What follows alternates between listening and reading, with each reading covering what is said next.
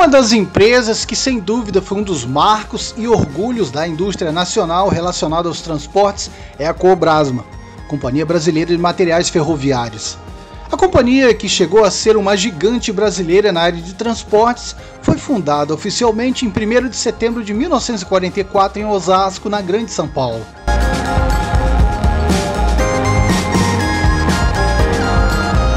O empreendimento começou a ser pensado no início dos anos 1940, tendo como um dos principais responsáveis o empresário Gastão Vidigal, economista político e proprietário do Banco Mercantil.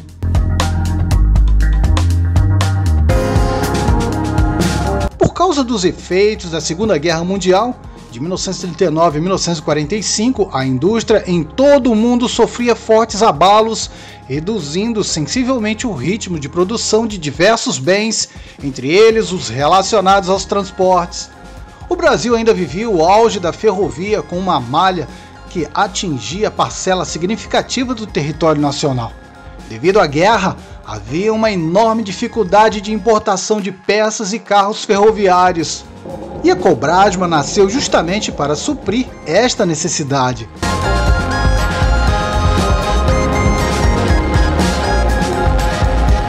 No início dos anos 1940, foi criado pelo governo federal o setor de produção industrial, órgão sob o comando do engenheiro Ari Frederico Torres, que tinha sido secretário de Viação e Obras Públicas do Estado de São Paulo em 1937. O engenheiro Ari Torres, que hoje dá o nome a uma ponte que cruza o Rio Pinheiros, em São Paulo, ligando a Marginal Pinheiros à Avenida dos Bandeirantes, foi um importante aliado do banqueiro Gastão Vidigal para que nascesse a Cobrasma.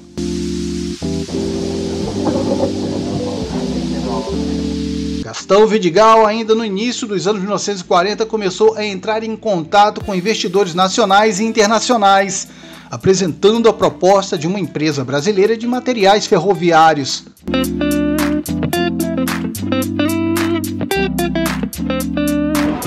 Houve interesse de várias partes, em especial dos Estados Unidos, para financiar o projeto, principalmente por intermédio do Exim Bank, uma espécie de órgão de fomento das exportações norte-americanas.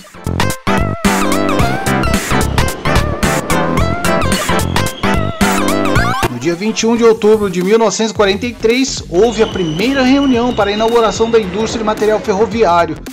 Gastão Vidigal reuniu Olavo Egídio de Souza Aranha, um dos proprietários do Grupo Monteiro Aranha, representantes da Companhia Siderúrgica Nacional, CSN, e das ferrovias como a Mogiana, Sorocabana e Paulista. Gastão Vidigal fez uma verdadeira peregrinação para tornar realidade a Cobrasma. Ele entrou em contato com o empresário Guilherme Guinle, fundador da Companhia Docas de Santos. A empresa belgo-mineira tinha um terreno em Osasco. Guinle também pretendia montar uma indústria de materiais ferroviários. Vidigal então convidou o acionista da Companhia Siderúrgica Nacional e da belgo-mineira para participarem da fundação da Cobrasma, que finalmente ocorreu em 1º de setembro de 1944. A primeira constituição administrativa da Cobrasma foi, como presidente, Gastão Vidigal, vice-presidente Heitor Freire de Carvalho, diretor superintendente Ari Frederico Torres, diretor comercial José Gavião Gonzaga e diretor João Fleury Silveira. A Companhia Paulista, Companhia Mogiana e Sorocabana, a Estrada de Ferro do Dourado participaram com 50% do capital social subscrito, e empresas como a Companhia Siderúrgica Nacional, a Belgo-Mineira e a Vale do Rio Doce subscreveram 10% deste capital. O terreno da Cobrasma foi escolhido estrategicamente em Osasco, que fica a cerca de 20 quilômetros da capital paulista. O terreno tinha 260.575 metros quadrados ao lado de uma linha férrea servida tanto para a bitola larga como para a estreita, o que facilitaria o escoamento da produção. De dentro da Cobrasma, segundo o historiador Ari Marcelo Macedo Couto, saía um ramal férreo próprio de 10,5 quilômetros que fazia a ligação direta com a estação de Osasco e a Estrada de Ferro Sorocabana.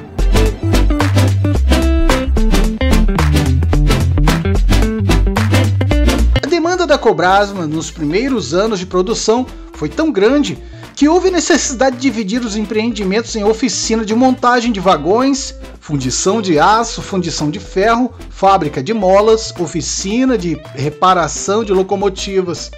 As primeiras peças fundidas e os componentes dos vagões ferroviários produzidos pela Cobrasma eram fabricados com a licença técnica fornecida pela American Steel Foundries, de Chicago, Estados Unidos.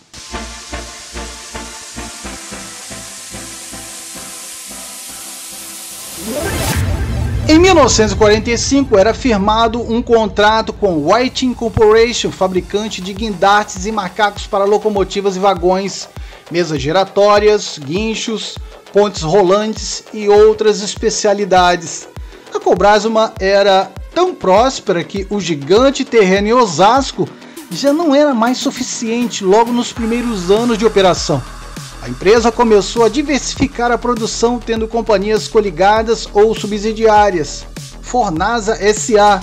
Em 1950, a Cobrasma incorporou a Fornasa Forjas Nacionais S.A.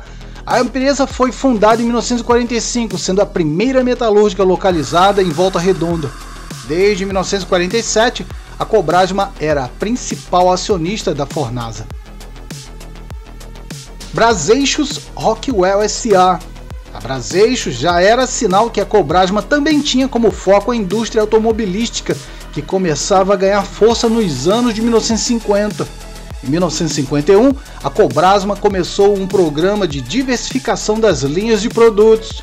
Em novembro de 1955, a Cobrasma firmou contrato com a Rockwell Spring and Axle Company, depois chamada de North American Rockwell Corporation, para assistência técnica na produção de eixos dianteiros e traseiros completos, inclusive diferenciais para carros, caminhões e ônibus. O sucesso deste acordo deu origem à empresa Brasprensas Rockwell S.A. Ainda vislumbrando o crescimento da indústria de carros, caminhões e ônibus, a Cobrasma fez outra parceria, desta vez com a Ibesa, Indústria Brasileira de Embalagens S.A., e fundou em 23 de abril de 1960 a Para-Choques Ibesa Rockwell Limitada.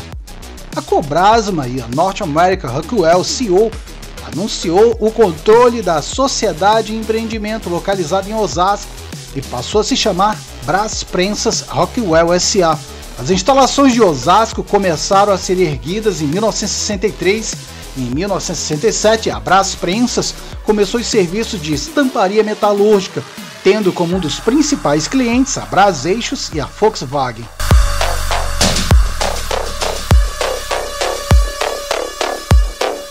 No final dos anos 1970, a Cobrasma foi a primeira empresa brasileira que construiu um trem elétrico com a licença da empresa francesa Franco-Rail. Em 1977, a FEPASA, Ferrovias Paulista S.A., comprou 20 unidades que já vieram da França montadas e prontas para operação. As demais unidades começaram a ser fabricadas pela Cobrasma em Osasco. A FEPASA começava a remodelar o sistema de serviços correspondentes à linha tronco da antiga estrada de ferro Sorocabana entre Júlio Prestes e Itapevi, hoje a linha 8, Diamante da CPTM, Companhia Paulista de Trens Metropolitanos.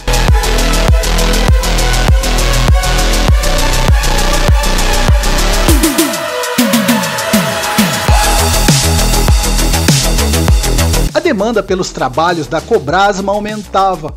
No final dos anos de 1970, a empresa inaugurava uma unidade em Sumaré, no interior de São Paulo, onde também foram feitos trens com licenças da Franco-Rail. A Cobrasma acompanhou a modernização da ferrovia, fornecendo trens e composições de metrô para importantes sistemas no Brasil, entre eles São Paulo Metrô SP, trens da linha 3 vermelha até a composição 325 sob a licença da Franco-Rail. Atualmente, em 2011 e 2014, foi reformado pela Frota K do metrô de São Paulo. EBTU, CBTU, STUSP, atual CPTM.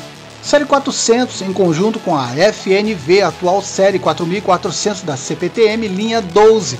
FEPASA, atual CPTM.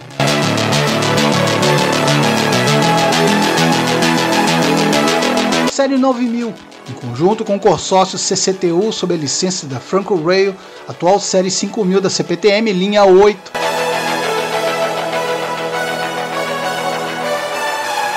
VLT de Campinas, Rio de Janeiro, EBTU, CBTU, Estrada de Ferro Central do Brasil, atual Supervia, série 400 em conjunto com a FNV, série 900 sob a licença da Franco Rail, Minas Gerais, CBTU, trens do metrô BH sob a licença da Franco Rail. Nos anos de 1980, a realidade da Cobrasma não foi assim tão bem sucedida como nas décadas anteriores. A empresa começou a enfrentar problemas de várias ordens. Os investimentos em ferrovias, tanto de carga como de passageiros, e no metrô começavam a diminuir de forma considerável. A inflação dos 10 anos corroía os cofres públicos, os ganhos das indústrias, impossibilitando investimentos e também o bolso do trabalhador. Além disso, a Cobrasma enfrentava problemas e erros administrativos internos.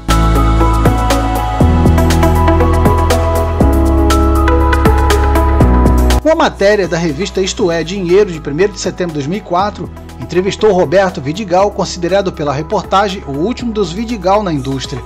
O texto faz uma citação sobre Luiz Eulálio de Bueno Vidigal. A família Vidigal foi um nome onipresente no universo de negócios brasileiro. Não havia um setor sequer da economia no qual o clã não tivesse presença dominante. No mercado financeiro, Gastão Vidigal chegou a ser o maior de todos com o Banco Mercantil de São Paulo. Não sobreviveu e foi vendido ao Bradesco.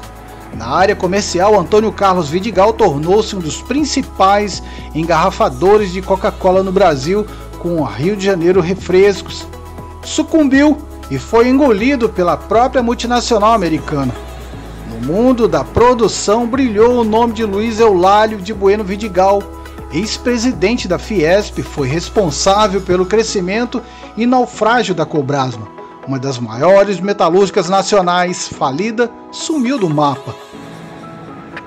Como ocorreu com outros produtores de materiais ferroviários, a Cobrasma também apostou no crescimento mercado de ônibus para ganhar uma sobrevida. Foi o que aconteceu, por exemplo, com a Mafersa.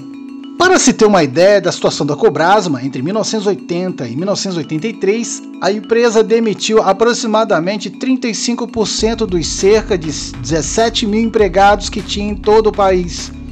Comparativamente, hoje a Mercedes-Benz, maior fabricante de ônibus e caminhões, possui 10 mil funcionários na planta de São Bernardo do Campo, no ABC Paulista.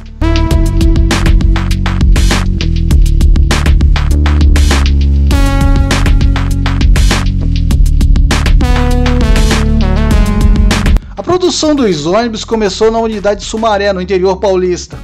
O primeiro modelo de ônibus produzido pela Cobrasma foi lançado em 1983. Era o ônibus Trinox, que tinha um design imponente.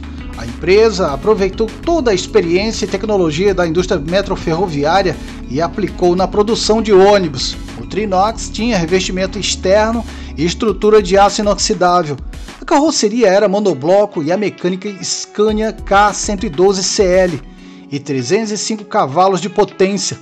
O terceiro eixo era fornecido pela Braseixos, empresa com participação da Cobrasma. Além da imponência e da durabilidade dos materiais empregados, um dos destaques era o bagageiro do Trinox, que tinha portas com acionamento pantográfico e volume de 17,7 metros cúbicos. O ônibus era mais leve que os concorrentes, porém era em torno de 30% mais caro, o que explica as baixas vendas. Em 1983, a Cobrasma tinha plano de fabricar 30 por mês. No entanto, até o final de 1985 tinha vendido apenas 15 ônibus. O modelo se destacou, por exemplo, em empresas como a Aviação Garcia, em Londrina. O Trinox foi produzido até 1986.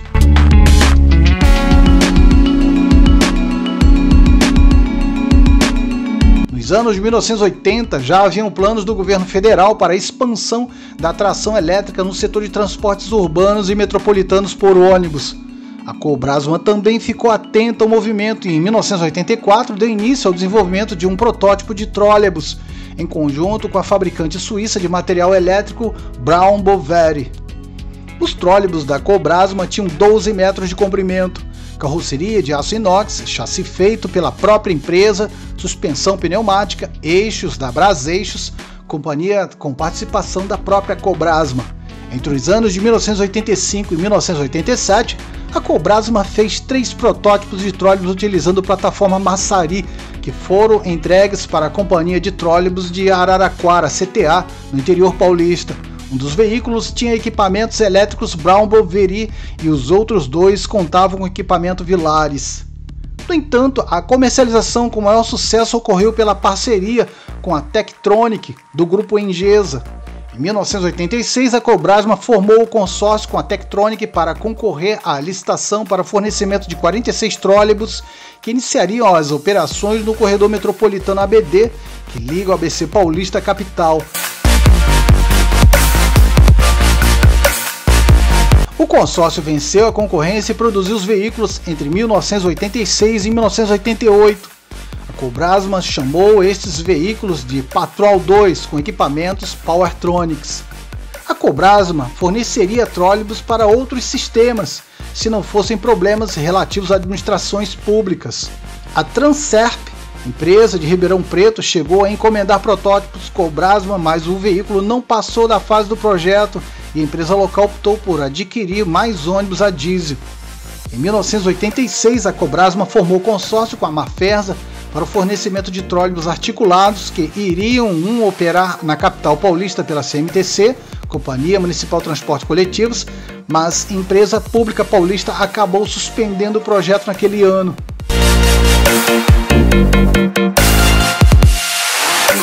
O trólebus Cobrasma ainda é mantido pela Metra, operadora do corredor ABD, sendo usado como veículo de treinamento.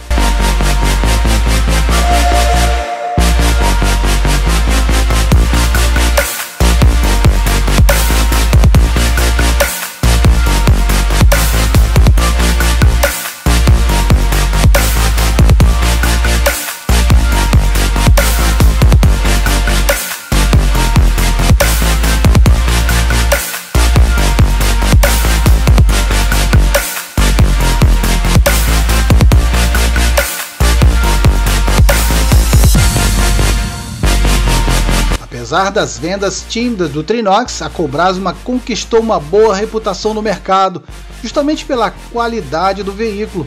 Com o nome positivo, a empresa insistiu no segmento de ônibus rodoviários.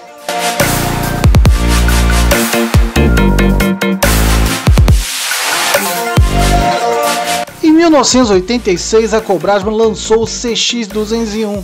O veículo tinha 13,2 metros de comprimento, 3,5 de altura e era montado sobre chassis Volvo, Scania ou Mercedes-Benz com 2 eixos. A estrutura ainda era de aço inoxidável, mas o revestimento passava a ser de alumínio. Nesta época, algumas unidades do CX201 recebiam um 3º eixo adaptado. O Trinox, neste ano, só era produzido sob encomenda.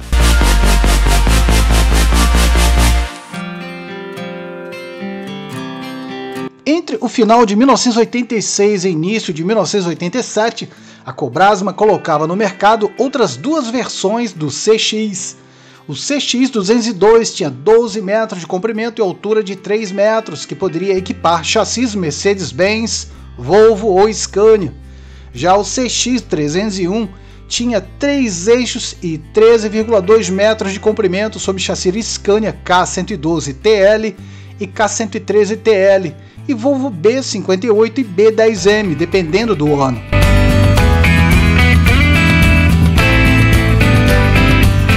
No ano de 1988, a Cobrasma também apresentava o projeto CX204 para chassis Scania com motor dianteiro, mas sem sucesso. Os ônibus da Cobrasma tinham qualidade, durabilidade, peso menor, mas eram caros, mesmo nas versões da série CX. Em 1987, a empresa só conseguiria vender 101 ônibus, sendo que metade deste total para o mercado de reencarroçamento, que não tinha boa reputação. A Cobrasma saiu do mercado de ônibus em março de 1990, mas deixou um legado importante entre as empresas que trouxeram a tecnologia da indústria metroferroviária para o segmento de ônibus urbanos e rodoviários. Na tentativa de escapar da crise, a Cobrasma também investiu em outros segmentos. No ano de 1985 se uniu a alemã MAN GHH para a fabricação de equipamentos como pás, carregadeiras. Desta parceria foi fabricado o equipamento LF4, que tinha caçamba de 2 metros cúbicos e acionamento elétrico ou diesel. Depois de ter pedido concordata em 1991 e 1992, a empresa não resistiu entre 1993 e 1994. Começou a parar as atividades com o encerramento completo da empresa em maio de 1998.